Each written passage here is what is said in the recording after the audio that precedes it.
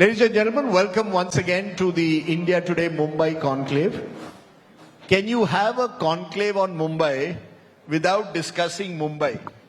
A city that we all love, but we also get exasperated with.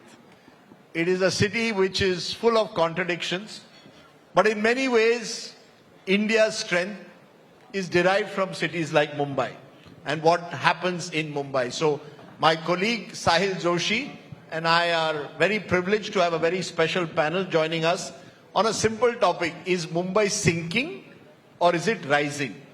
How should we see Mumbai? Please welcome Kaustubh Dhause. Kaustubh is the Chief Advisor, Investment and Strategy to the Maharashtra Chief Minister. Please give him a big hand. Ashish Shehlar is Minister in the Maharashtra government and he is also the Guardian Minister for Mumbai. So anything that goes wrong, you know where to call. Please take his mobile number. Varun Sardesai is the young face of the Shiv Sena UBT. It's MLA from Bandra. And Dr. Kavi Arya. Bandra East. Bandra East. No, it's very interesting. Ashish Shehlar is a Bandra West MLA. Okay. And Varun Sardesai is Bandra East. Okay, so these are the two Bandras. And we are joined by Dr. Kavi Arya. He is from Mumbai First, an organization committed to building a better Mumbai, as well as one of the most distinguished professors at IIT. Please give them all a very big hand, ladies and gentlemen. And I would... before we start, please go ahead. You know, I would just like to show some pictures here in the background. And, you know, we would like to throw a question looking at those pictures. Is this the Mumbai at this point of time? Whenever we think of Mumbai, is this the Mumbai we think of? Please look at the picture. This is when the Mumbai gets waterlogged. This is a every year picture during the same time what we are talking about. This is the spread of the slums. There are a lot of slum redevelopment projects going on in Mumbai. This we face every day, including me. It takes me almost 1.5 to 2 hours to reach my office, even if it is just 10 kilometers away from my house. And of course, the pothole-riddled roads in Mumbai. And everybody sitting here is from Mumbai, so I would like to throw a question to the panelists one by one. When are we going to see the change in the city from these pictures? Kaustubh, why don't you start? Is Mumbai sinking or is it rising? Sahil has shown 4 very evocative pictures which would suggest to an outside viewer Mumbai is sinking. There is absolutely no chance that Mumbai will ever sink. Mumbai is known and embodies the values of India. It is resilient, it is unstoppable, and it is dynamic. And yes, there are significant amount of challenges in the process of creating a world-class city. But I believe that we have a great opportunity. I think I would say that there are 3 fundamental areas in which the focus should be. One is mobility and infrastructure. I think there have been significant steps in the last 10-12 years which have been taken in this direction, whether it's the coastal road, whether it's the underground overhead metros, whether it's the Atal Setu, connectivity across the board, single ticketing, and so on and so forth. The other issue that we have to deal with, and which is why we are seeing this, is that climate change is real. Sustainability and resilience should be the primary founding principles of policy when we talk about Mumbai. We have to protect our mangroves, we have to have a smarter drainage system, and we need to create an inclusive, equitable, and a clean society. And I think that is very essential. And the third piece, obviously, is about innovation and jobs. Mumbai today is at the brink of a very important moment in the history of India. It's the financial capital, but is it prepared? So the question we are asking here today is that, is Mumbai ready for 2047? Is Mumbai ready to become a global city? I think there are reasons that need to be addressed at the level of governance, at the level of execution. People need to be given logical answers, and there has to be execution. And I think it is very, very essential that we follow this in a systematic manner. Okay, we'll come to the details in a moment, but Sahil, you want to ask our Guardian Minister, while we talk about 2047, we are in 2025, Mr. Shehlar. All these pictures that Sahil has shown today are all what is happening now. today's Mumbaikars don't want to know what will happen in 2047. They also want to know what's going to happen immediately in the next 5 years. Beyond the coastal road, the metro projects, the infrastructure projects where this government and successive governments have put focus, can you tell us one thing that will make Mumbai future ready in the next 5 years, that will transform Mumbai? Let me first tell you that when you ask me a question whether Mumbai is sinking or rising, I can say that Mumbai is progressing. And when the progress, you have to look, you have to see the procedure. This is a continued process. So in that process, Mumbai is progressing. Progressing meaning more potholes today than we had 5 years ago. Maybe one may have a debate on the same, but I can tell you frankly, when you ask me the question whether coastal road, metro, something more than that has happened or not, the answer is yes, aggressively.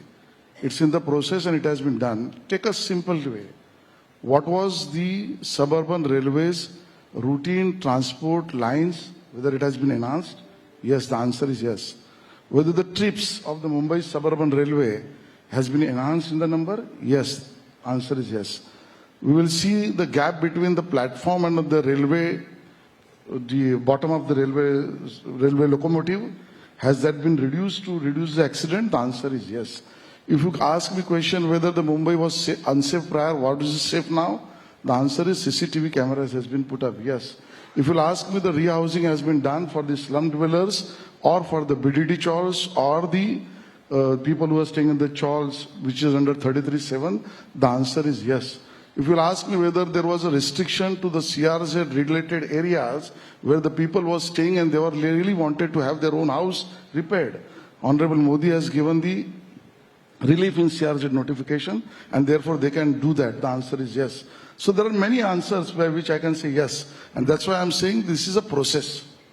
If you say that today that is the picture and today you want this picture, it can't happen. The difference is that much prior to that, there was no vision for Mumbai city. I can say that there is a clear vision and that gap has been fulfilled by nobody else than the Honorable Chief Minister Devendra Fadnavis. Because he has seen that metro can be executed 9 routes. He has gone to Japan and he has said that we can make the Mumbai, what you have shown just now, the flood free. That is a process. Okay. I don't want to pass a buck what has happened earlier to that. I can clearly see on Mumbai skyline the projects which are going on at this point of time. Specifically, if you talk about the metro construction which is going on, at the same time the coastal road. There is a common thing which the Mumbai has been seeing since last 25 years is the everyday construction of either the roads or the metro. I mean, every day there is some or the other new construction. But I will just put up the basics things for the Mumbai, because you have been a Mumbai municipal corporator as well. The two basic issues for the Mumbaikars. One is water supply, and here are the numbers. The Mumbai is experiencing right now 15% shortfall in the water supply. Is what the numbers I can see here at this point of time, with 9% of the water lost due to leaks and evaporation. So that is the basic problem. The second thing, very interestingly, the slum residents receive around 45 liters per capita per day, below the recommendation of 135 liters. Every household should be getting at least 135 liters water supply. That is about the water supply. The second thing is about the sanitation challenges. We have spoken about Ladki Bahin, but look at this. 1 toilet seat available for every 1,820 women in Mumbai at this point of time. Is this the Mumbai we are looking at? Can we see some kind of a change? Because it definitely needs an immediate change. Let's take what the numbers to Kavi Arya. I'll come to you, Ashish. Kavi, you're seeing this because in a city of the size of Mumbai, there is a point in which Ashish Shehlar says you can't transform Mumbai overnight. It's a process. But do you see any signs that give a sense of hope that Mumbai could be a more livable city today than it was, let's say, 10 or 20 years ago?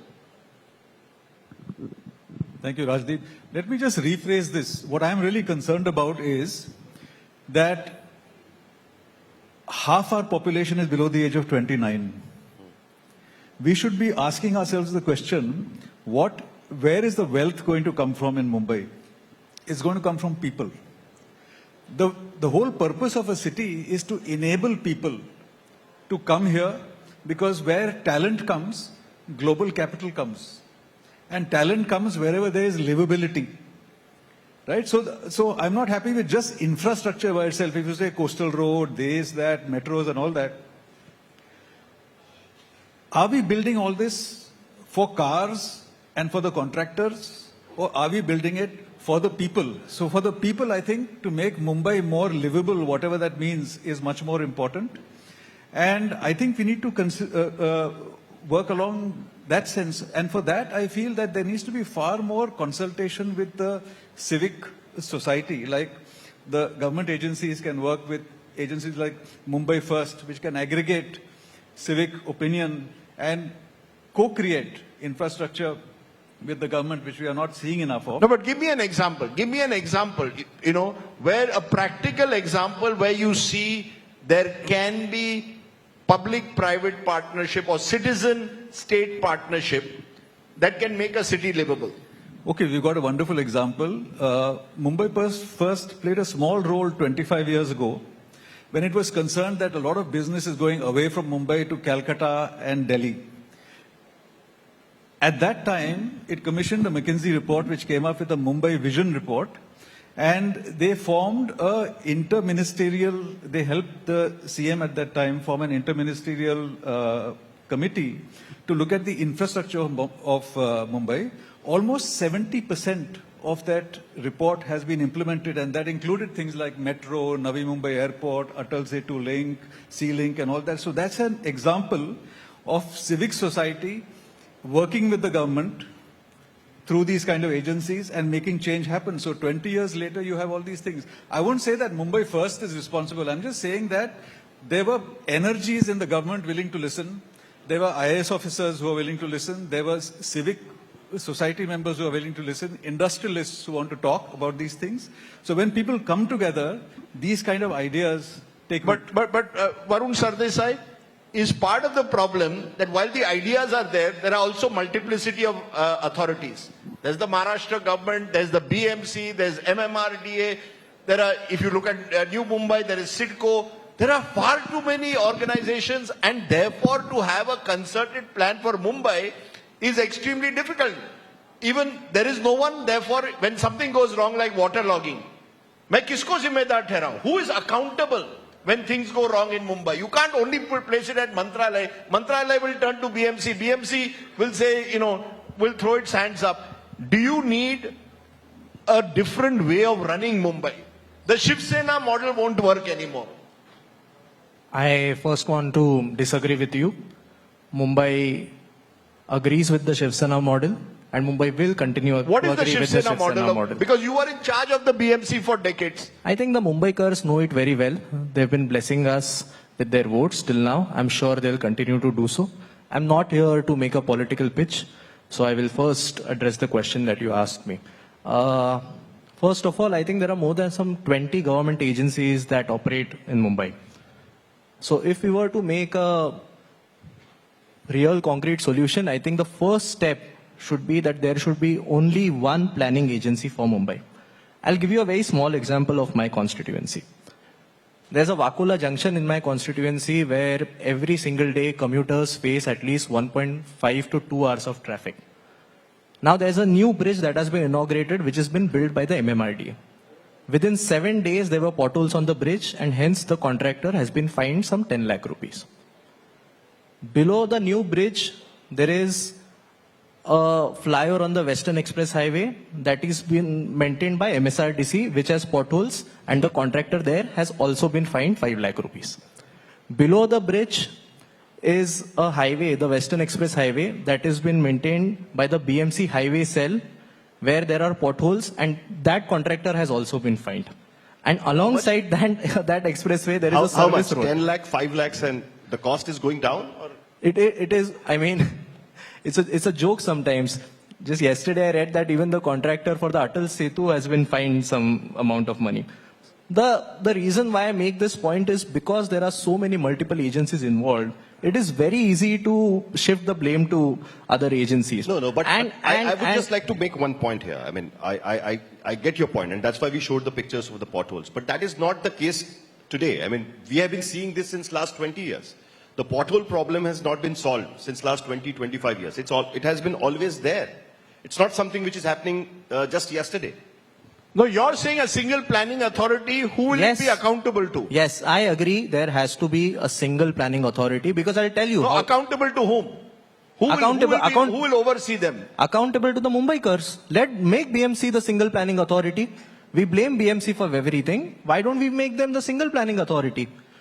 I'll tell you so many instances when the BMC has probably made a road and 7 or 8 days later, some Mahanagar gas or some internet Wi-Fi line people have come in and they've said, we want to dig up the road because we want to lay down our pipelines. Some or the other utility person will come in, and all of us face these issues. It's not just me. If you ask Ashish ji, even he's going to agree with me. So this is beyond politics. So I think, first of all, what we need to do is make a single planning agency for Mumbai. And secondly, the second step, according to me, is that we should have a clear 20-year plan for Mumbai that is very realistic. The plan that we have right now is completely idealistic. It is not in touch with reality. Let Kaustubh respond. Kaustubh, you think that's possible? A single planning agency for Mumbai that is accountable to the citizens and a 20-year realistic plan that you are able to share with Mumbaikars? So the problem is real. We have faced it. I remember that we had a very unfortunate statistic when we came into power in 2014. We had built 11 kilometers of metro in 11 years.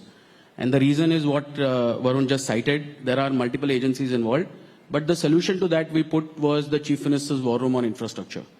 And when we put the CM's War Room on Infrastructure, we were able to get all these, because all of these utilities have very senior officers, and most of them don't see eye to eye, which delays the whole process. They don't agree on many points. There are debates and conversations. The file movement is delayed. Within the 4 years, we were able to put an ecosystem which allowed this problem to be solved at a very large scale. That's the reason why you see the infrastructure today. A single planning agency will get into too much of conversation and politics because there are so many different agencies, and then to combine them into a single one. A mechanism which is driven by the government, so that it becomes like a review mechanism so that large infrastructure projects can be executed in time, is the solution. And I also believe that we have to stop giving these excuses to the people. There has to be a point in time when there has to be, the accountability has to set in. And it is the time when now you start defining what you will deliver to Mumbai in a timely fashion. We know for a matter of fact that we can create roads without potholes. We know for a matter of fact that we can do a little bit better. We are far better than what we are doing today. We just need to tell ourselves, and we need to put a non-corrupt ecosystem in place so that we can deliver the goods. No, that is why I want to ask Ashish Shehlar, and combining with my earlier question, what is the realistic timeline? What is the realistic timeline? Because Varun says that whatever the timeline has been given is not a realistic timeline. Is there a timeline we can set up for Mumbai? Or do you think that we have to review the way we are looking at the Mumbai's development? It's not merely the redevelopment project. It's not merely the building roads. It's not merely building metro infrastructure, but there is much more to it. And to add to what Sahil said, to take off from what Kaustubh said, how do you create a non-corrupt ecosystem? When for the last 50 years, people have benefited from an extremely corrupted and unaccountable system. How do you create a non-corrupt ecosystem with a clear vision for the next 10, 20 years, realistic vision? No, let me first reply what Kavi has just mentioned. We was replying the question which you asked me and which you have shown about the flooding of the Mumbai and all. So we are not concerned about other part of it. We are only replying to your question. Number one. Number two, as ideally Varun has said, it is much needed to have one implementing agency. We are for it. It's ideal, but it's possible? The answer is no. Forget all other multiple agencies. Is it a political issue? No, I don't want to wish to comment on the same. I just wanted to explain the reality, because today we wanted to show from India Today points that the reality, what it matters. Take it to BMC itself. Forget other agencies. In BMC only there are so many agencies. As you rightly stated, road work does their work. then BMC stormwater drain does their own work, then sewerage operation does their own work, then water department does their own work. Is there consensus between all that department? Forget all other authorities. So we need to have something which, as rightly stated by Kaustubh, somebody who should take the onus for this city. And you ask me, Rajdeep, you want to have a uncorrupt ecosystem. The answer is yes. Living example is there. Now, how do you create it? That's why let me reply to that. Sorry, this is the rare time that you would see two politicians team up against the bureaucracy. No, so the politicians are going to blame the bureaucracy, is it now, for Mumbai's ills? I think Varun was in haste. He did not allow me to complete my answer. Please go ahead. I am not passing the buck. I am saying the answer is a living example. And the answer is Devendra Fadnavis. His regime, he's working for the Mumbai. That is an uncorrupt ecosystem. Simple as that. No, no, 1 minute. Are you telling me an individual can transform Mumbai's fortunes? When I say are you saying that individual- Devendra Fadnavis on his own can transform Mumbai's fortunes? Isn't that also putting too much of onus on one person? Tomorrow, if he's not chief minister, what happens to Mumbai? Rajiv, let me reply. If you'll ask the same to Devendraji also, he'll say, yes, I will with my colleagues. So his answer is also inclusive. So don't try, let's not make it the way that he individually, I'm saying. He means, yes, as a chief minister, he, with his colleague and his system, including opposition. We are very clear about that. So my point is that, you know, it is very interesting that the Mumbai, city like Mumbai doesn't have a working municipal corporation, a working body for municipal corporations since last more than 5 years almost. But I didn't see that Mumbaikars missing their corporator. I mean, I'm really surprised. Nobody is raising their hand and saying that, you know, we don't have an elected corporator. And that is definitely a political question. I mean, I would like both of you to answer this question. Is it the political reluctance of the Mumbaikars that nothing is being solved? Varun? Not really. I would invite you, Sahilji, to visit any of the MLAs, Mumbai MLAs offices in the evening, and you would see how much Mumbaikars are actually missing the corporators. No, but why don't we because see the of civic lack of movement asking corporators for BMC elections? No, we are. I think we are. We've been asking for BMC elections The for the political last class 3 is years. asking, not the common Mumbaikar. No, who says so? Even the common wait. classes. One second. How do we say the common class is not asking for elections? Of course, they are asking for elections. But can I ask you this, Kavi, which, you know, taking up from what Sahil again said, is civic engagement. It's one thing to blame Ashish Shehlar, one thing to blame Varun Sardesai. When will Mumbaikars take responsibility for Mumbai? Each one in Mumbai is involved in his or her own activity. You don't see that kind of civic engagement that you see in some Western cities. There are far greater investment that people are willing to make in their own city. Even during Coastal Road, there was a battle between the environmentalists and those who wanted the Coastal Road. But by and large, Mumbaikars seem very cynical. अरे यार कुछ नहीं होगा मुंबई में क्यों करना है क्यों लफड़े में पड़ना है to use a Mumbai word. So therefore, how do you then create a city when the citizens themselves It is are not really engaged? interesting that people are queuing up to buy iPhone 17, which is launched, and you know, creating a ruckus. But I didn't see that thing for the civic amenities, creating noise for the civic amenities, and what we used to see in earlier days. How do you do that, Kavi? How do you create civic participation in building a better city? By perhaps having an elected mayor who is responsible for the city itself, because Mumbai city is a very distinct entity other than the state of Maharashtra. We have MLAs running it who are from all over Maharashtra, who are not responsible for Mumbai as such.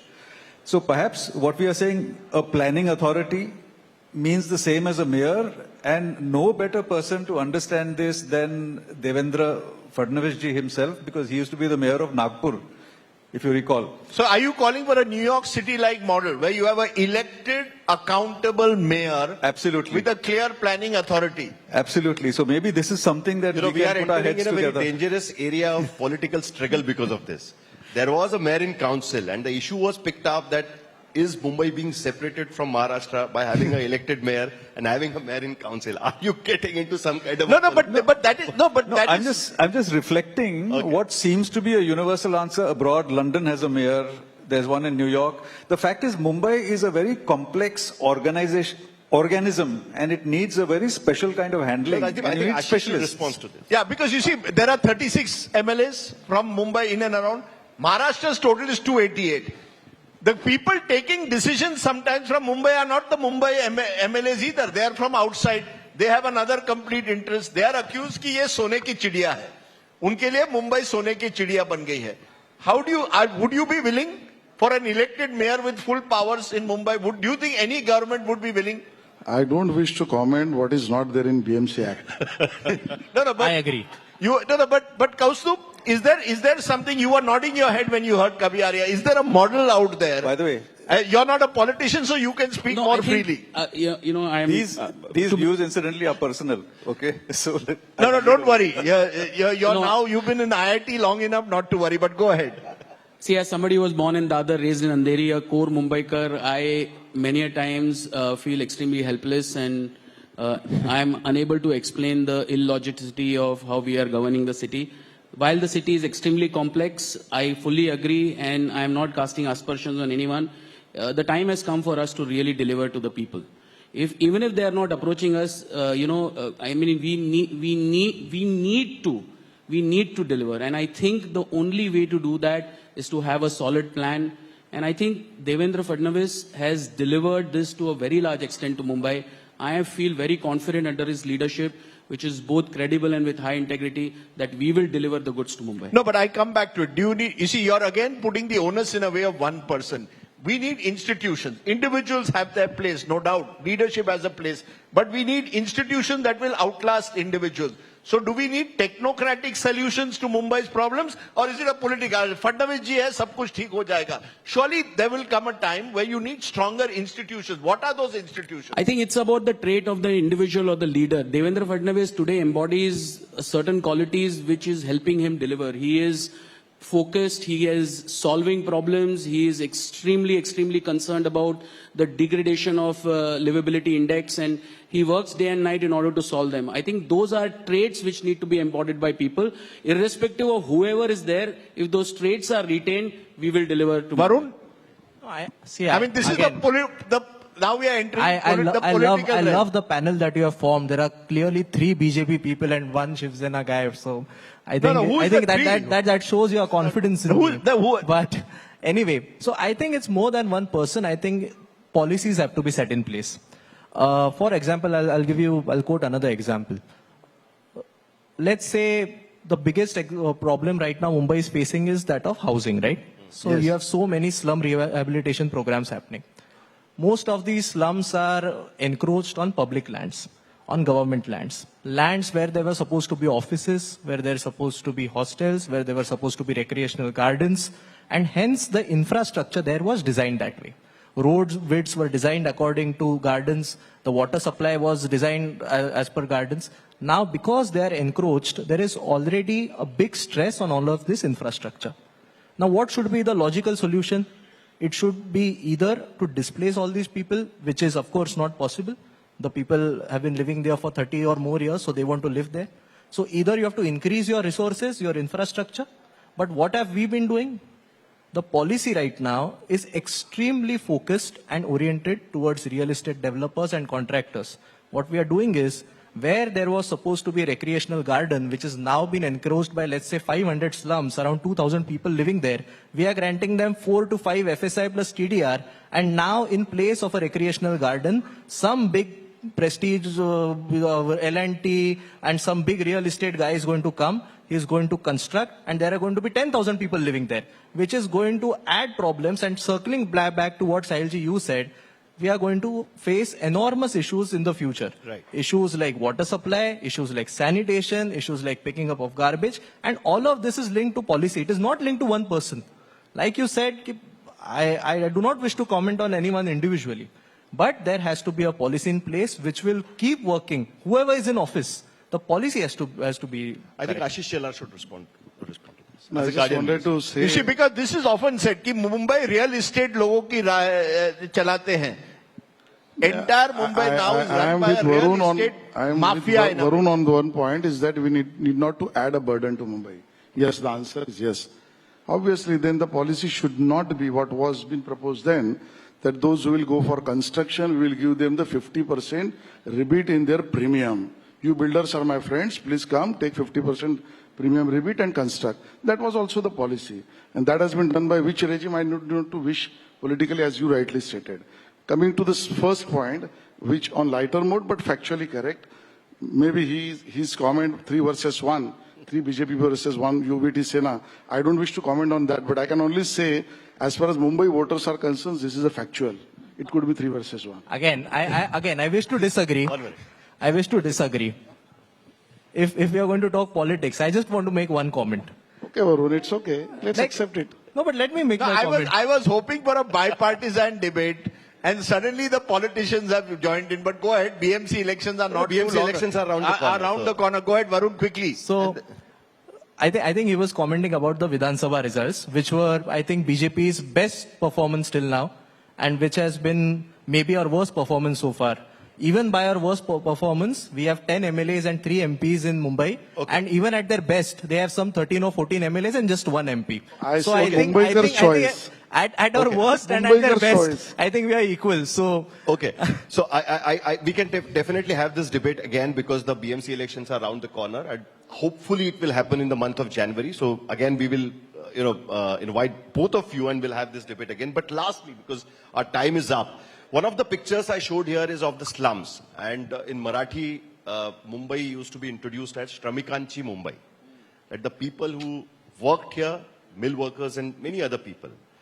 Are we going to change that face of Mumbai completely, or will those people also have place in Mumbai in the future? And I Very would good just question. like to know it from the political people here, because, and of course later, but quickly before we wind up. The Mumbai is for everyone. Everyone means I am saying Shramik and non-Shramik both. Mumbai is built. जगह है उनके लिए लेकिन है, बिल्कुल है. आज VDD में जो घर बन रहे हैं उनके लिए बन रहे हैं. स्लम में रिडेवलपमेंट बन रहा है उनके लिए बन रहा है. 33/7 में रिडेवलपमेंट हो रहा है उनके लिए हो रहा है. होना भी चाहिए. मेहरबानी नहीं, कर्तव्य है. कोई भी सरकार हो. तो इसके लिए श्रमिकों की है. डेफिनेशन में थोड़ा चेंज हुआ सकता है. वो ये है कि श्रमिक आजकल स्विगी में भी काम करता है. श्रमिक आजकल कोई प्राइवेट एंटिटी में भी काम करता है. तो उसका रोल, उसका पहरावा, उसकी वर्किंग बदली होगी. हो सकता है. Everyone- श्रमिक के लिए मुंबई है. होनी भी चाहिए. everyone is welcome here, but Mumbai he Marathi माणसाचीच. I was waiting for that. That's another debate which we. Since you did not ask me on linguistic, you asked me on Shramik and non-Shramik. I replied on that. Mumbai Marathi ची है, मराठी की रहेगी, और कितना भी किसी ने चिल्लाया तो भी मराठी के साथ ही रहेगी. Okay. On that note, I appreciate my guests joining us.